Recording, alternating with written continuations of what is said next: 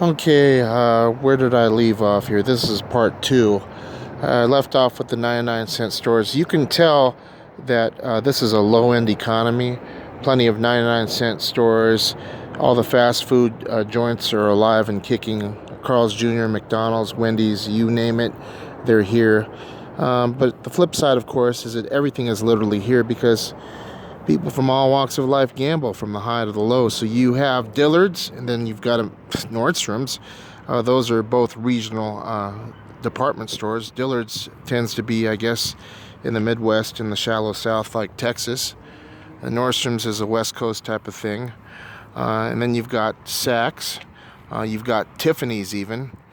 And I was having a conversation with my mother the other day. The difference between the high-end shopping center, say at Caesar's Palace, the Forum, is that they're full of tourists. In Seattle, for instance, or San Francisco, they wouldn't be as full, but they would just be locals, regular people living there that are able to splurge on a trinket, say at Tiffany's, but not here. The average person here couldn't even afford to spend $200 or $300 just on a regular dinner. Okay, so you've got a lot of these 99-cent stores. At the same time, you've got places that charge full price. To get something hemmed in at the tailor's is $20. That wouldn't be the case in Manhattan, San Francisco, or even Seattle. And so for locals here, the economy is quite expensive. To go to a Thai restaurant, for instance, you can spend roughly $15, which is a bit more than where I'm from in Seattle. That's for one person. But the Indian restaurants and Thai restaurants here tend to charge more than they should because there's fewer of them.